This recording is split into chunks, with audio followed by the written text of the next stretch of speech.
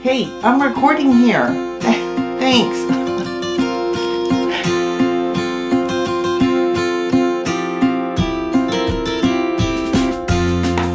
My inner critic has flames for hair, is built like a linebacker, has a forked tongue, and wears that outfit that Neo did in Matrix, like all black leather. What does your inner critic look like? Hi, I'm Autumn Bardell. I'm a traditionally and indie published author of 12 books. Yeah, 12. I also teach literary analysis. So my perspective comes from both an academic and a real life perspective. Do you have an inner critic? I think most of us do.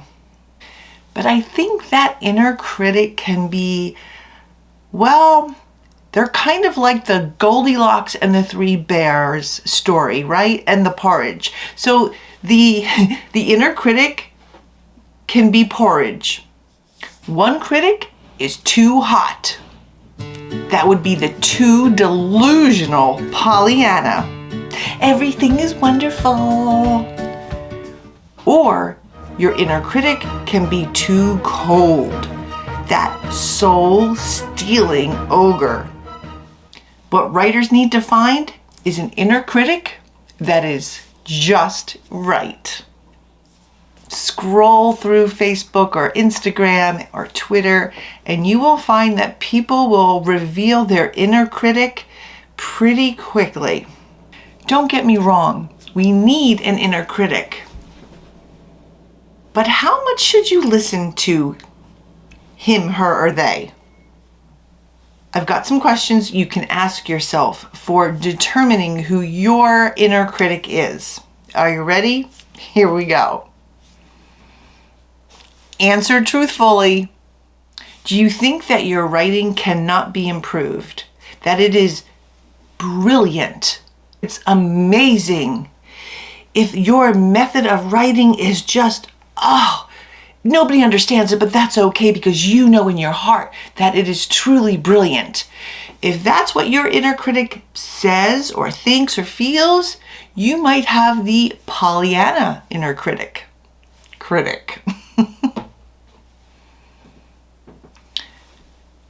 Or do you think that your writing is horrible? It sucks. That it's so bad that you can't possibly ever figure out how you're going to fix it, how you're going to get better. You might as well just quit.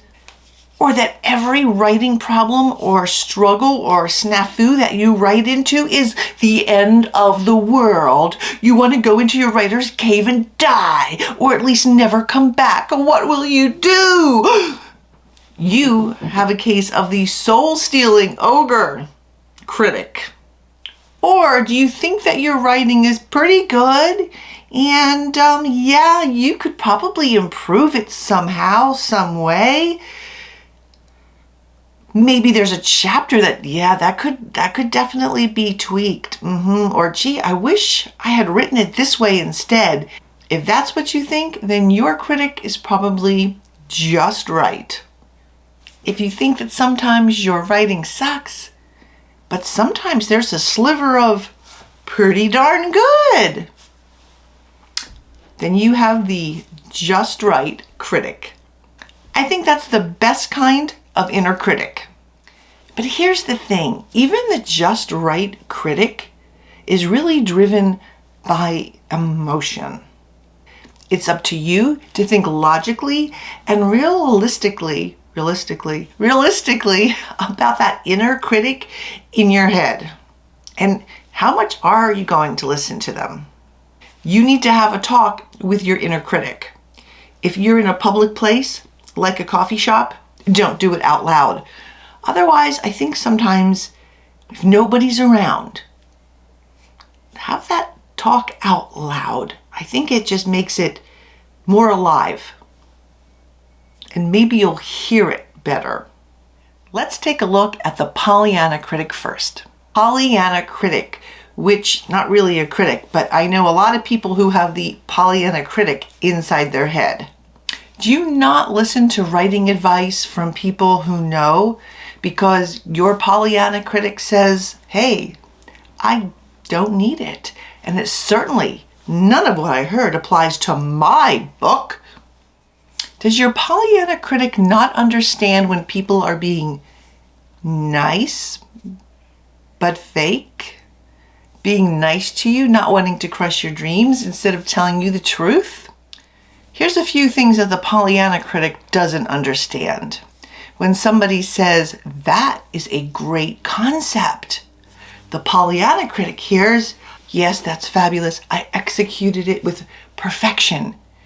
But really, what that means is you did not execute the book idea, the concept. It's just a great concept that you did not execute.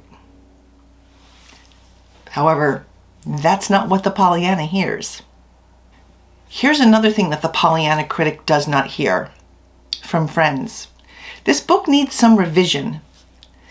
They'll hear, oh, there's just a few typos or sentences that need to go here or there. But really, what that writer friend is telling you is it needs a lot of revision. Regarding grammar issues, a Pollyanna critic will hear you have some grammar issues to mean, oh, you've mixed up your and your and your. What they don't hear is what the writing friend wants to say but can't, which is, your grammar, dear God in heaven, please fix it. Does your Pollyanna inner critic gloss over all of those comments and paint a fake sheen of gold upon them? Is your inner Pollyanna critic totally disregarding what an editorial review has to say about your work? Because what do they know anyway? Well, editorial reviews are a big thing and they know their stuff. So the Pollyanna critic, they're lying to themselves. Here's the hard thing. If you're selling books, you're doing something right. Now let's take a look at the soul-stealing ogre critic. The soul-stealing ogre is debilitating. It brings out your fear of publishing, of moving forward, of getting out of your comfort zone. And a lot of writing is moving out of your comfort zone in a myriad of ways, whether it's taking a first draft or third draft to somebody who knows writing and have them look at it, to querying or self-publishing or any other part of the process. Call the soul-stealing ogre critic what it really is: fear. Then I think you can get a handle on it. Now let's look at the just right critic. The just right critic will go through your manuscript and tell you, this chapter's a little weak, or this dialogue, just not feeling it, or you need to tighten up that character. Chances are the just right critic is 100% right. It's that little feeling that you get that fix it, you need to fix it. And if you don't, you'll know as soon as you hit publish or query, because somebody else will find that big problem. There is no perfect book. So there, got that out of the way. I don't think either a Pollyanna critic or a soul-stealing ogre critic will do you any good. They won't help you become a better writer. My suggestion: if your inner critic is the soul-stealing ogre, give them a cookie and then take what he, she, they say about you or your work and realize they're putting up an obstacle, and it's about you and your fear. Fear of taking the next step, fear of getting it reviewed, fear of getting an editorial review, fear of having someone take a first look at it and give you some advice or some opinion. If your inner critic is more of that happy-go-lucky Pollyanna critic, kick them to the curb. They're not helping you. They're not helping you improve or grow or learn, which is what all authors do if they want to get better.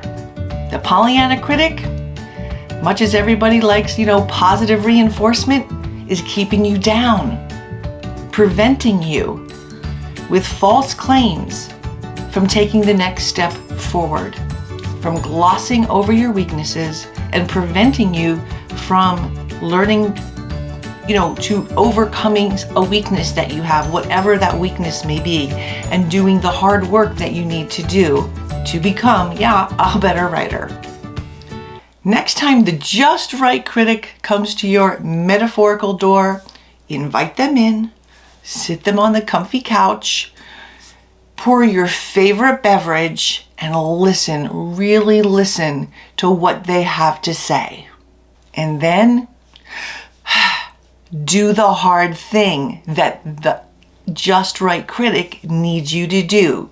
Revise that chapter, go through it again, fix that character, fix that plot hole, improve your grammar, pay for an editor, update your cover, whatever it may be. You have to do the hard thing. Deep in your heart, it's hard. And that's why you don't want to listen to the just right critic, but you have to.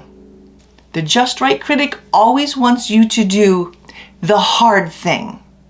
Do it. You'll be glad you did.